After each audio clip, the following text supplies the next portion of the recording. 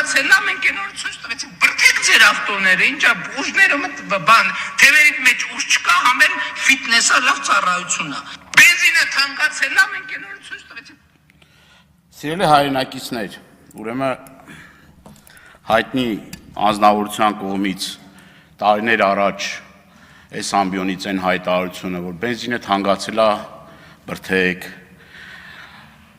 միսը թանկացել է, կանաչի կերեք եւ այսպես շարունակ, հիմա արդեն ոչ թե մտել են քաղաքացու գրպանը, այդ հլա մի կողմ որ քաղաքացու գրպանն են մտել, այստեղ նաեւ հարցի մյուս կողմը կա, ուրեմն հարցի հաջորդ կողմն էլ է նա որ ասում են դե բոյկոտը չկայացավ, քաղաքացիները չբոյկոտեցին, հիմա ասում են որ բոյկոտը կայացել է, քաղաքացիներն էլ դժգոհ են այս ամեն ինչից, ասում են չէ, պիտի այս մարդկանց բռնենք, զննենք, ուրեմն անհարմարություններ պատճառենք եւ սենց շարունակ։ Ես մի քանի բան եմ ուզում նշեմ, քան ժամանակս քիչ է, բայց օրինակ կարմիր գծերը 12,000 դրամից դարձան 160,000 դրամ, 13 անգամ թանկացրին, դատարանը 2 անգամ որոշում է կայացրել,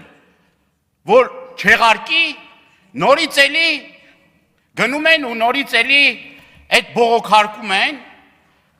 հիգ դատավորի կայացրած որոշումը։ Ինչ է քաղաքում կարմիր գծերի թանկացման, այդ որ ասում են կարմիր գծերը թանկացնենք, հեսա խցանումները վերանալու է։ Խցանումները ոչ վերացան,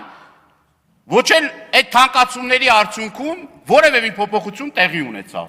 Այսինքն հերթական անգամ մտնում են քաղաքացու գրպանը, հերթական անգամ իրենք իրենց ասածներին հակասում։ Լիլիթ Ստեփանյան